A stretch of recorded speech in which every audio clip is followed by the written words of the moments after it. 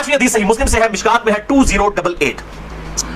सैयदना उबई इब्न काब को किसी ने बताया कि अब्दुल्लाह इब्न मसूद कहते हैं रज़ियल्लाहु ताला अन्हु कि जो शख्स रोजाना आखिरी पहर जागेगा तहज्जुद के वक्त तो वो शब कदर पा लेगा।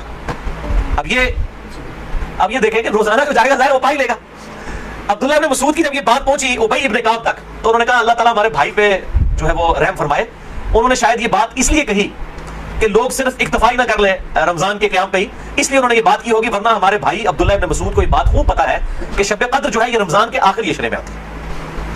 और फिर उन्होंने कहा कि मैं अल्लाह की कसम उठाता हूं कि शब कद्र जो है वो 27वीं रात है। और ताबी कहते हैं कि इंशाअल्लाह के बगैर कसम खाई, क्योंकि अगर आप इंशाअल्लाह के साथ कसम खाए ना तो वो कसम डाउटफुल होती है कि अगर अल्लाह ने चाहा तो। इंशाअल्लाह के बगैर कसम खाई जाती है तो कंफर्म होता है कि वो बात डेफिनेट कर रहा है, करने वाला वाकई कसम खा रहा है। तो फिर पूछा कि आपको कैसे पता है कि 27वीं है? उन्होंने कहा इसलिए कि आप सल्लल्लाहु अलैहि वसल्लम ने हमें निशानी बताई है कि उस रात जब सूरज सुबह के वक्त तुलू होता है तो बगैर शुआओं के होता है, यानी बिल्कुल टिकिया निकलती है। और वैसे तो उमूमन वैसे भी टिकिया निकलती है, लेकिन वो शायद ज्यादा देर तक के लिए टिकिया रहती है।